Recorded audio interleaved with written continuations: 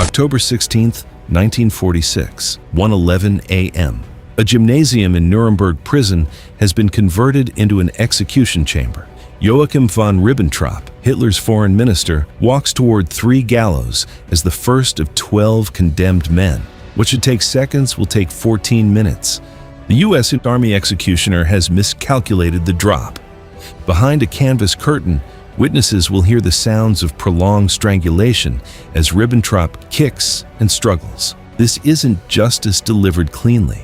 This is what happens when mundane human error transforms state execution into something far more disturbing, when bureaucratic procedure collides with the reality of death. Before the gymnasium, before the hood and rope, Joachim von Ribbentrop had spent 7 years as Adolf Hitler's foreign minister, from February 1938 until the regime's collapse in May 1945. Yet his path into the inner circle began in an unlikely place.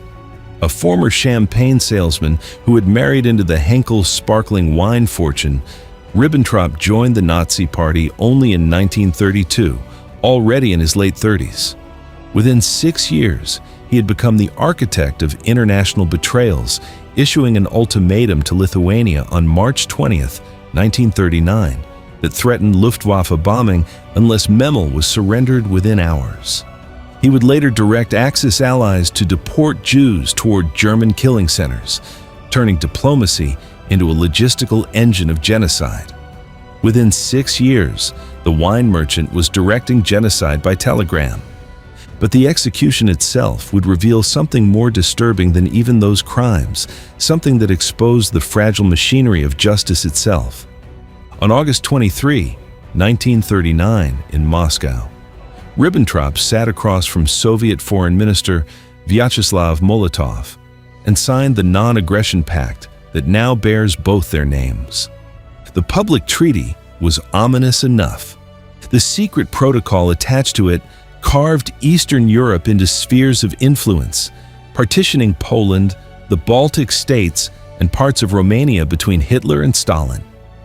9 days later, on September 1, German forces crossed the Polish border. The Second World War had begun, and Ribbentrop's signature had helped ignite it. The consequences unfolded at a scale that dwarfs any single death. On September 29 and 30, 1941, at the Babi Yar ravine outside Kiev, 33,771 Jews were shot in roughly 36 hours. No trials, no last statements, no chaplains, no curtain drawn for dignity. They were marched to the edge and killed. Ribbentrop had signed the diplomatic framework that enabled such operations across occupied Europe, and at Nuremberg he was convicted on all 4 counts the tribunal brought: conspiracy, crimes against peace, war crimes, and crimes against humanity.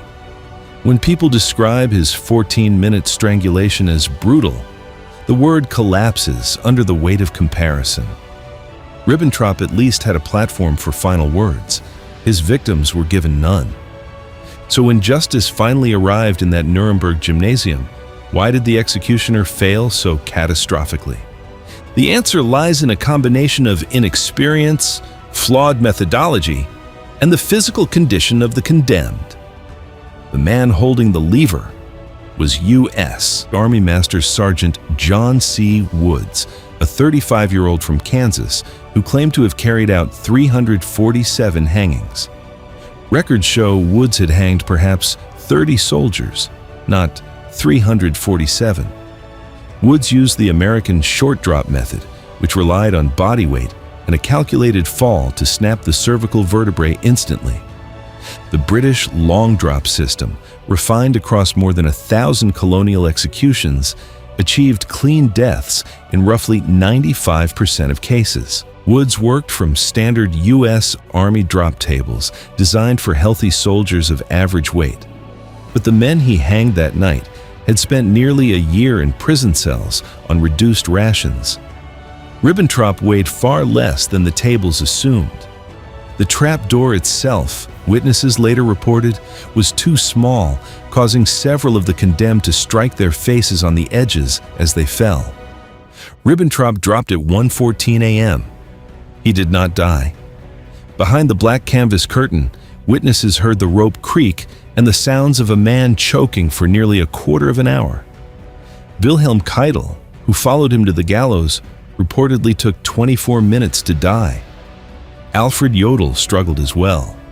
What had been designed as swift clinical justice became a grotesque spectacle produced by a miscalculated number on a printed chart. But what Ribbentrop said in the seconds before that drop deserves its own examination, words that would echo through the execution chamber, even as the rope tightened. Standing on the trapdoor with the black hood not yet placed over his head, Ribbentrop spoke clearly into the cold gymnasium air. His final words, recorded by official witnesses, were these: "God protect Germany. God have mercy on my soul. I pray for peace for the world." Then he added a sentence that now reads like an accidental prophecy. He expressed hope for understanding between East and West. In October 1946, the Iron Curtain had not yet been named in common usage.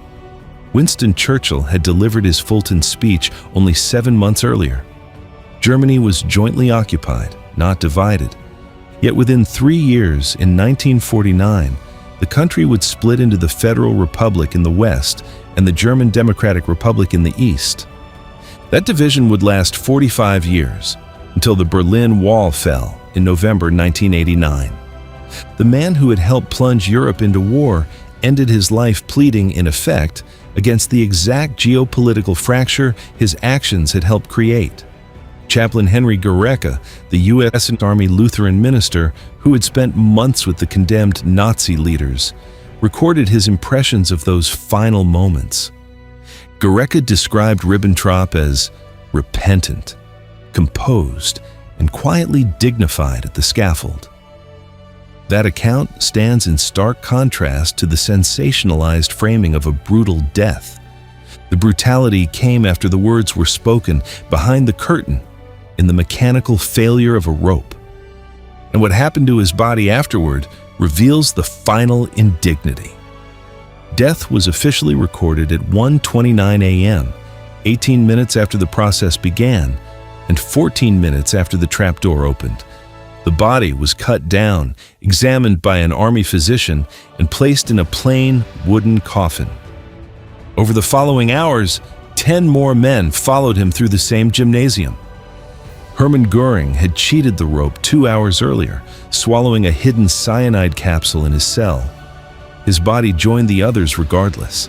On October 17, 1946, all 11 corpses were transported under heavy guard to Munich's Ostfriedhof, the East Cemetery, and cremated in its municipal ovens under false names to prevent recognition. The ashes were then driven to a small tributary called the Wensbach, which feeds into the Isar River, and scattered into the water. No grave, no marker, no soil in Germany that could ever become a shrine. The botched mechanics of that night, combined with the moral weight of the trials themselves, helped shape the Federal Republic's 1949 Basic Law, which abolished capital punishment in Article 102. The question isn't whether Ribbentrop deserved to die. It's what the botched execution reveals about justice administered by fallible humans at 1 a.m., with a miscalculated chart.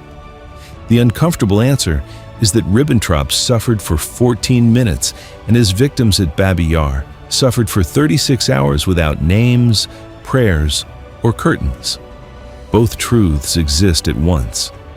A miscalculated weight table drawn up for healthy soldiers and applied to a starved prisoner turned a legal sentence into a strangulation.